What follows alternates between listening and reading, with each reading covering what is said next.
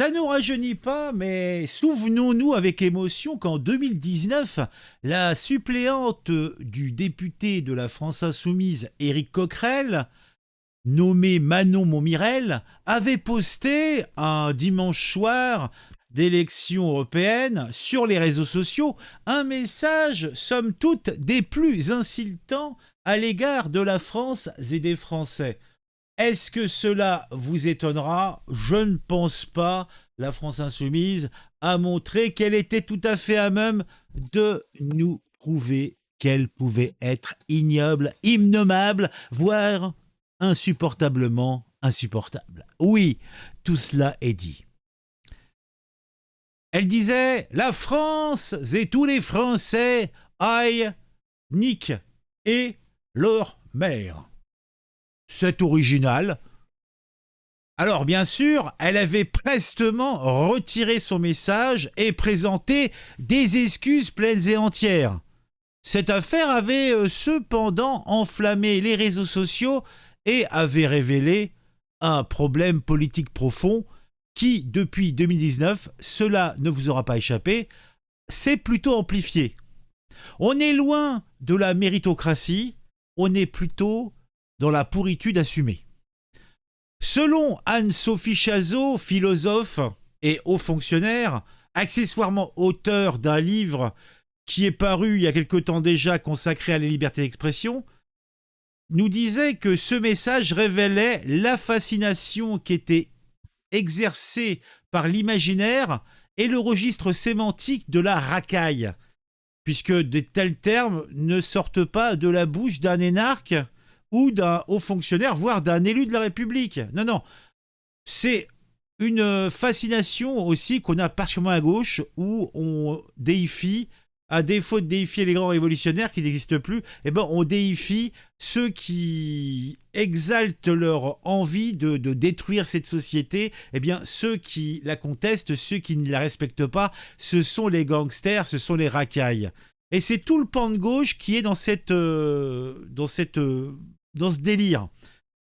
L'appauvrissement du langage et la connotation racaille qui caractérise cette gauche en dit long sur le poids de cet imaginaire dans cette gauche. D'ailleurs, depuis 2022, vous le voyez, puisqu'il y a eu pas mal de gens donc de la LFI, même NUPES large, qui ont été élus et qui sont en train de se représenter là, qui nous ont bien montré qu'en fait, il faut provoquer, il faut parler méchamment. Après, les propos de Manon Montmirel à l'époque plutôt, sont également, et ça, vous en êtes conscient aussi, d'une dérive indigéniste caractéristique du côté de la France insoumise. Et on peut le dire maintenant, carrément, du côté aussi, eh oui, eh bien, du nouveau front de gauche. Ah, il faut être clair. C'est factuel, hein. Je l'ai écrit dans mon livre, comme disait Alain. Hein.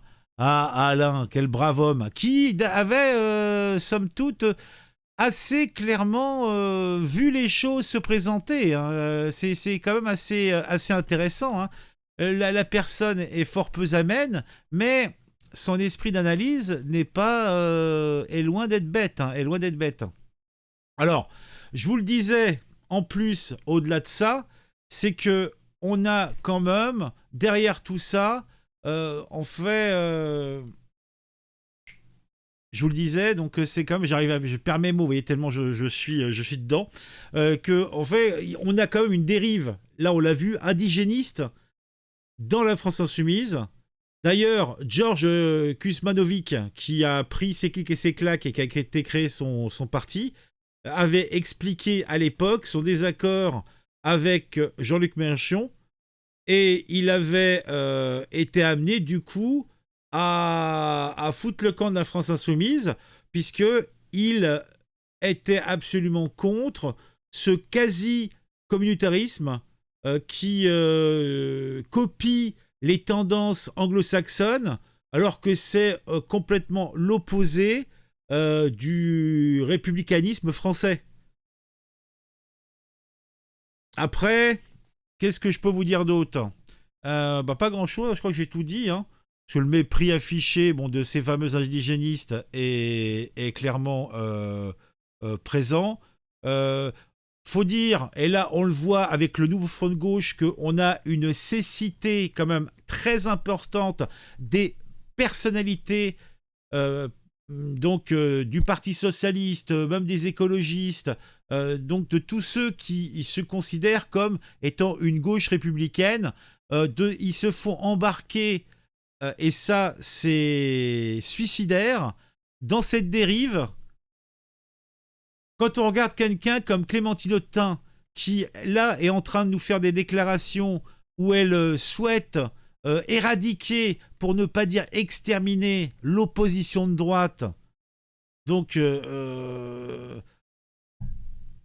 ça va quoi. Donc la gauchisation, c'est une chose, et l'indigénisme, c'en est une autre. Quand tu as la haine, quand tu as une haine de toi-même, parce que ce sont des petits bobos blancs, hein, ces gens-là, pour leur majorité, bah, c'est quand même très très compliqué. Hein. Bon, ils s'auto-caricaturent, ils vont dans les pires errements que la gauche peut vivre, et là, donc ça c'était en 2019, là on est en 2022, donc on remet les couverts. Eh ben, ils ont été rechercher cette dame, donc Manon Montmirel, pour qu'elle soit la suppléante d'Éric Coquerel pour les élections de 2024. Donc celles pour lesquelles vous allez voter les 30 juin et 7 juillet. Ouais. Donc vous voyez, le truc, c'est qu'en fait, ils n'ont rien appris. Donc ils assument, ils revendiquent. Souvenez-vous, 2019, que la France et tous les Français aillent niquer leur mère, pays de fascistes. Donc ça, c'était la suppléante d'Éric Coquerel, donc en 2019, qui est maintenant, en 2024, de nouveau la suppléante d'Éric Coquerel. Voilà. Donc, la presse a de la mémoire, donc ils ont ressorti le truc, et ça... En plus, à quoi ressemble la gonzesse? Regardez-moi ça. Non mais c'est quoi ça? Non mais...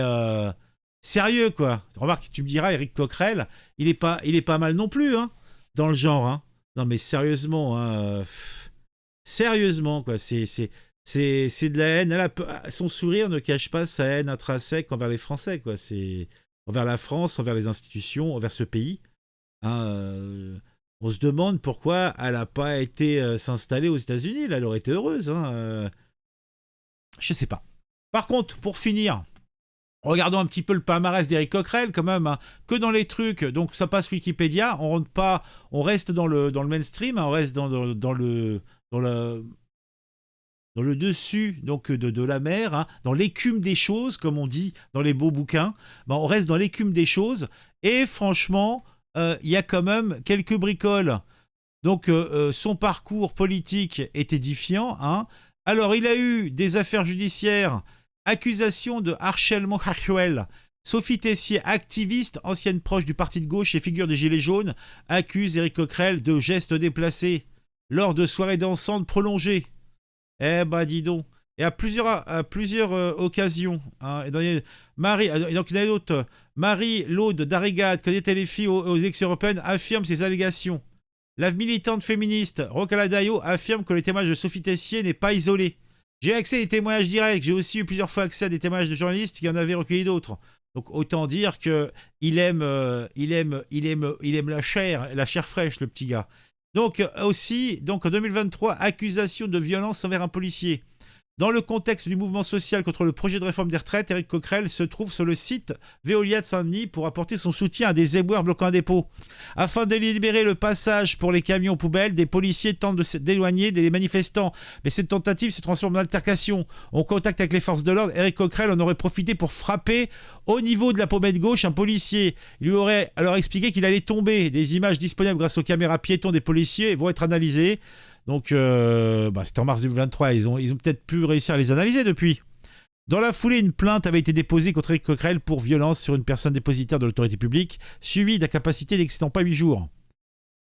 Éric Coquerel déclare démentir formellement ces accusations. Donc, en fait, le bonhomme, il n'est pas clair, il n'est pas net, et le choix de sa suppléante montre bien qu'on a affaire à un sacré margoulin. Alors, quand vous voterez, si vous êtes dans sa circonscription, eh bien, réfléchissez-y à deux fois. Hein ? Demandez-vous qui c'est que vous allez envoyer dans l'hémicycle, dans la plus grande institution de notre beau pays. Oh mon Dieu! Éric Coquerel, son assistante, veut niquer les Français. Oh, ça c'est un beau titre. Moi, ça me plaît bien. Ah, ça me plaît bien. Bon, mettez un j'aime, mettez un commentaire pour le référencement, pour le plaisir. On se retrouve très vite pour une nouvelle vidéo sur un sujet qui m'a intéressé et qui, je l'espère, vous intéressera aussi.